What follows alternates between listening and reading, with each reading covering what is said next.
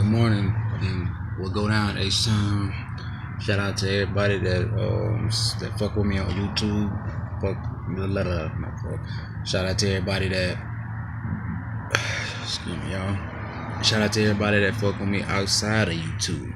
Now, I believe I'm probably gonna be one of the first to mention this, but it seems as if Houston is reportedly talking to the Seahawks in regards to trading for Jimmy Graham. Now, finally, Rick is showing some goddamn balls. Now, trading for Jimmy Graham would be a really good move for Watson, because now you can come out in a even two tight end set, and you can deploy your tight ends from either side. And like I say, with Hop getting majority of the attention, from defenses, Jimmy Graham would really just be able to feast, on the middle part of the field, which, unfortunately, seeing as how this offense is so similar to the Patriot offense that, they figure, okay, if we go and get us a tight end that can attack the field, the middle of the field, we have a decent chance of, being able to outscore players and outscore, other teams or whatnot.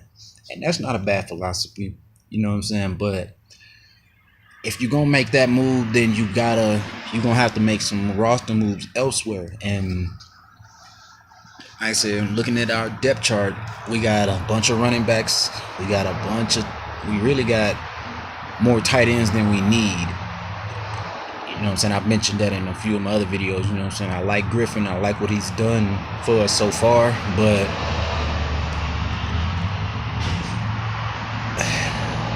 like the old saying goes, players make, receiving threats make quarterbacks look good. And then, as you can see with Watson, he's making Griffin look a whole lot better. Now, that's with Ryan Griffin.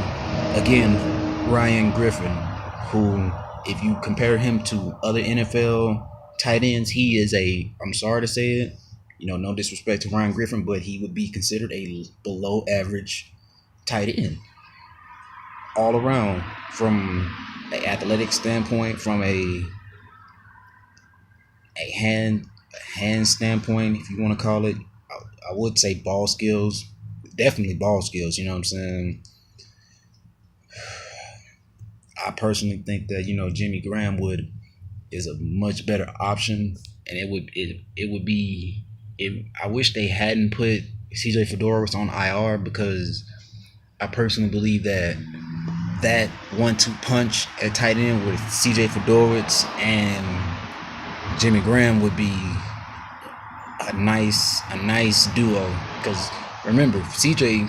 made his money primarily off of blocking, and he's just now, turned into a receiving threat. That blocking hasn't went anywhere. He can still, throw really good blocks. And like I said, when you got another tight end like Graham that's lining up right next to you, run plays are a lot, they become a lot more easier to make, you know what I'm saying? Especially when you're trying to get out on the edge, That's just my personal view on that. But like I said, I like the trade rumor. Now, the only thing that they haven't, they also talked about, trying to get a pick for, their next year's first rounder for Dwayne Brown. Not a bad idea either. But you gotta ask yourself, what helps us? Which would help us more? A draft pick that's probably gonna be, a late round pick, considering the fact that if the trade went through, Dwayne Brown makes the Seattle Seahawks offensive line a lot better, like it or not. So that means better rushing yards. That means more rushing yards, more pass attempts, better pass attempts, probably leads to more wins, which means further in the playoffs, which again leads back to a late round pick. So you got to think about that. So if you compare the two, Jimmy Graham is right now he's more valuable than their first round pick, and that's a tall tale to sell, but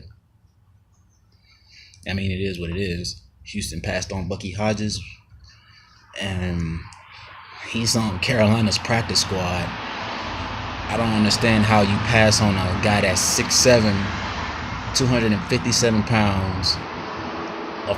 He proved at the combine that what he did at Virginia Tech was not, a fluke.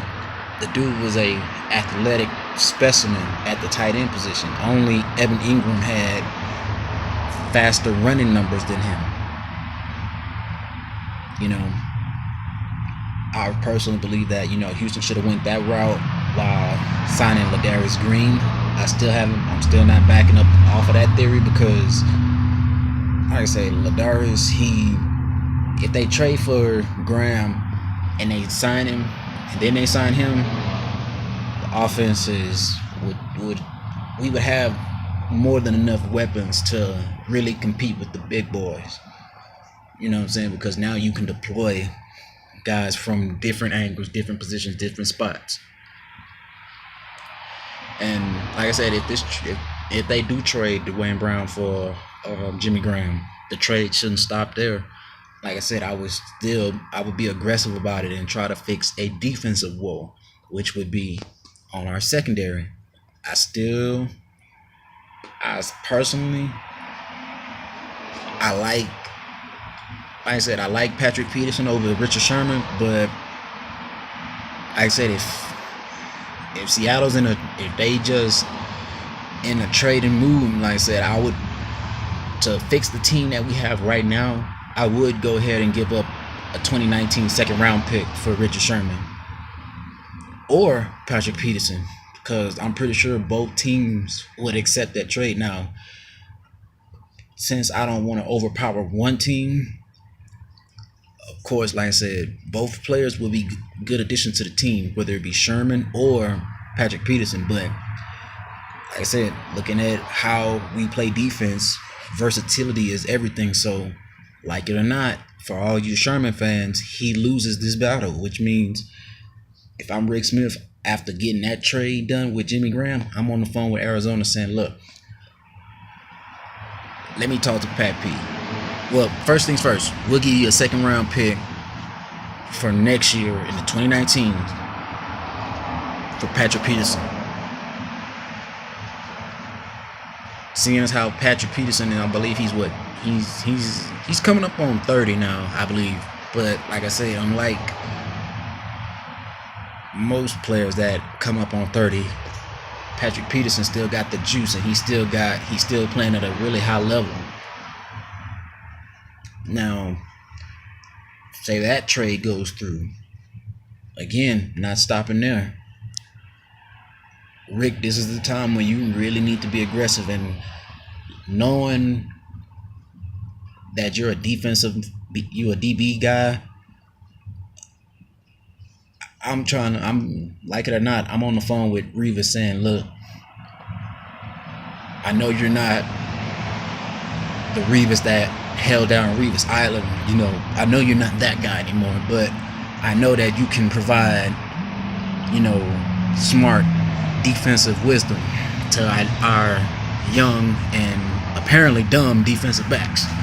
You know what I'm saying? Because I watched several plays in the Kansas City game where, matter of fact, that one play over the middle where Travis Kelce went up for, now true enough, Eddie Pleasant wouldn't have been in position to make that play anyway, but the fact that he crossed his face and he was still looking another way, once I seen that happen, I was like, I knew Alex Smith was on the same page and was like, okay, there's my target.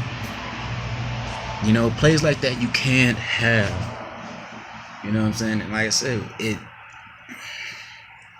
you get a guy like Patrick Peterson, and and the real Revis. You know, like I say, from a knowledge standpoint, Revis really helps you out there. From an athletic standpoint, Patrick Peterson still having the juice. He can, he can go out and cover, you know, other different, other guys. Because like I said, you haven't given up Jonathan Joseph. You haven't, well, you haven't.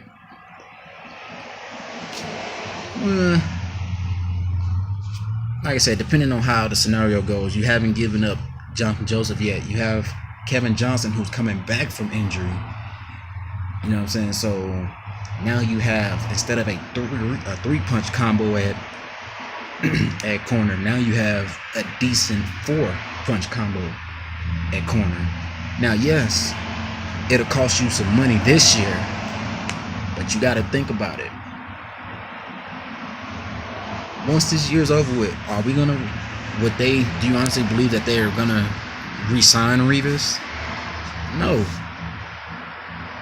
Pay him, get him, use the knowledge that he has, and allow that to help you. I mean, that's all I'm saying, but as per usual, like, sub, and peace. And like I say, let me know what you guys' thoughts are on the potential trade of getting Jimmy Graham. I was about to say Jimmy Garoppolo, but Jimmy Graham.